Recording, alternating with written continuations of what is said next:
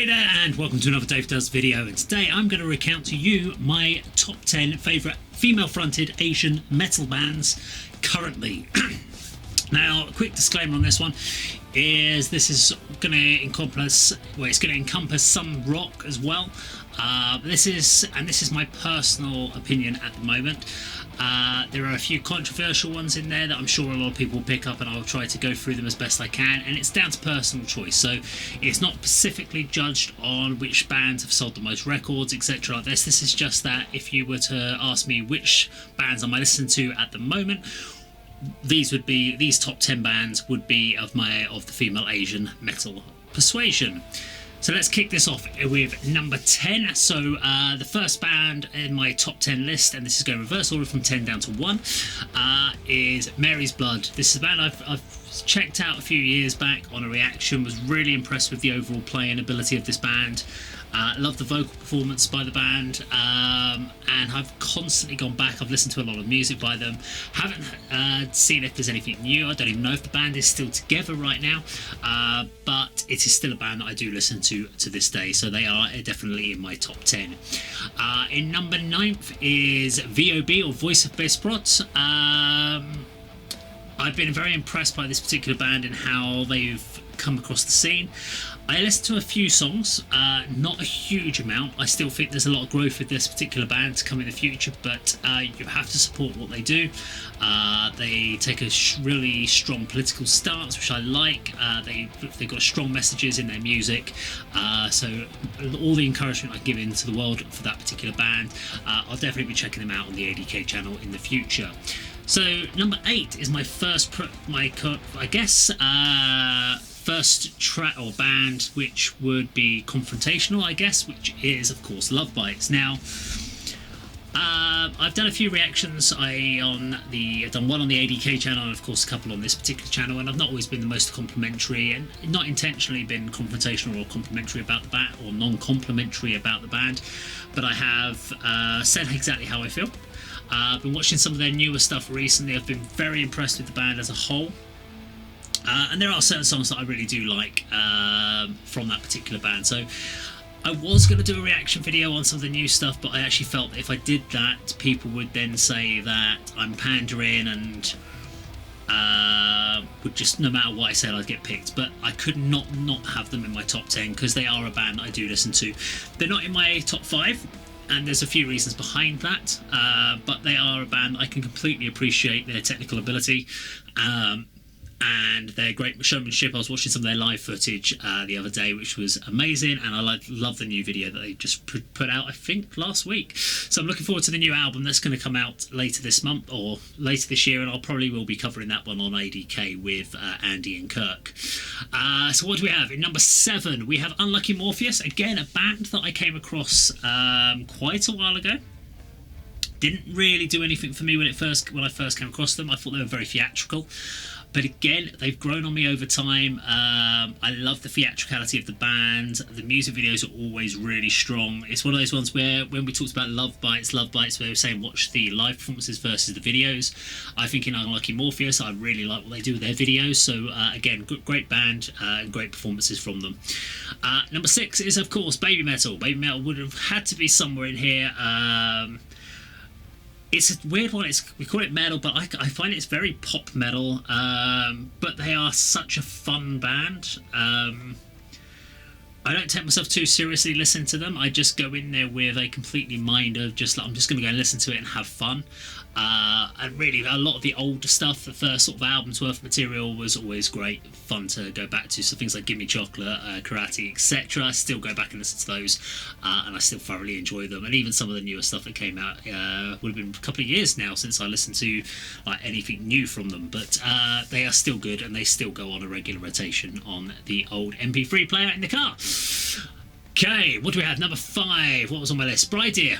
God, yes, so Bride Deer. Another band that was introduced to me a few years back and still plays up in my list. There haven't been that many new bands, but the newer bands I've come across have definitely made it into my top 5.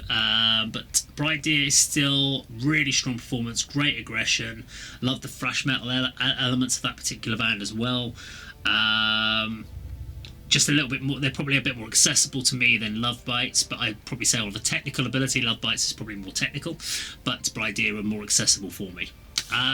Okay, who do we have in fourth? In fourth place, we have Audius. Again, a band that only recently I had done a reaction to about 2-3 years ago, and I decided to go back and start having a listen to in the last sort of month during December while I've been off sick. And really got into Audius again, really appreciate it. I'm going to be checking out some Audius with Andy and Kirk on the ADK channel, so we're going to be watching some of those. I think we're actually going to be filming some episodes tomorrow, and Audius is one of those bands, so I'll be introducing them to that particular band and seeing what they think, so we'll keep a watch out for that on ADK. Number 3, we have Bandmade. Of course we'd have Bandmade. Why wouldn't we have Bandmade on there? Now, I made a slight gaffe with Miku, and I referred to the bass player Missa as Miku, and I got on a reaction I did on ADK, and I apologised profoundly, and a lot of people misinterpreted what I said in my video, which was that it was about an instrumental video. Every element of the band was showcasing their performance, and I felt that in Miku's case that we were not given enough opportunity to really showcase her ability. Yes, she was playing rhythm in the background, but I felt she could do even more. So people thought I was being down on her, and actually I was annoyed that I wasn't getting to see even more. I really wanted Miku to perform even more because I thought she's an amazing player.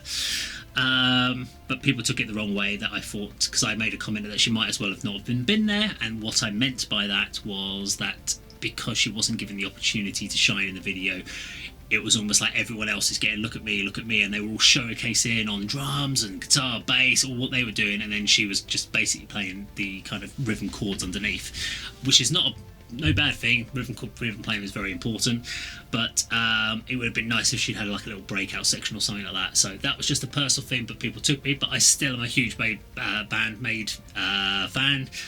So it's frustrating that people took it the wrong way on the channel, but at some point we are going to check out some more Bandmade on ADK anyway. Okay, number 2. So where did I have on my number 2 again? I can't remember. Yes, so this is a band who I had checked out about a year ago.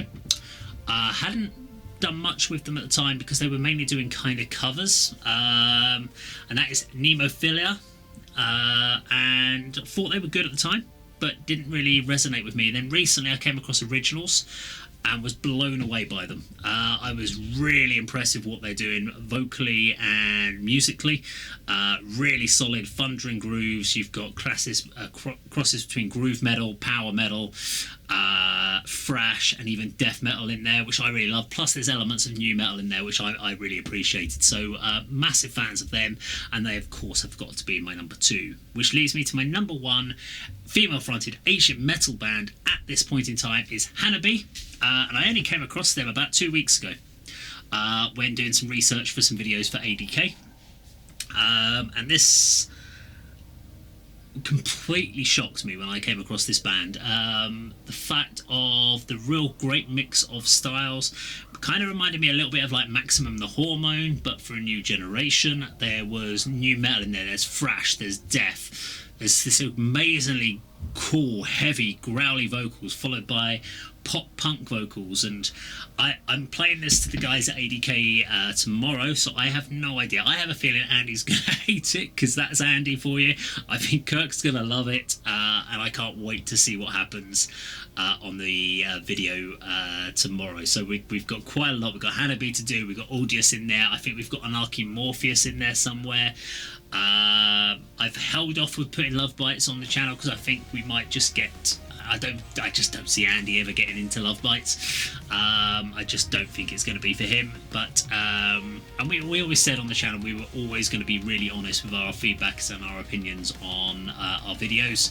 But that is my top 10. Now, if there is a female-fronted Asian metal band that you think we should check out, or I haven't checked out and mentioned in this list, put it in the comments down below. I will certainly check them out, and maybe at the end of this year I will update my list, because I did the last time I did the list was 2019, so this is almost 3 years since I last did a Asian top 10 Asian female metal list. So looking forward to seeing what changes on the next one. Now, if you like this video, please do like, share, and subscribe, and I'll see you on another video sometime very soon. Take care.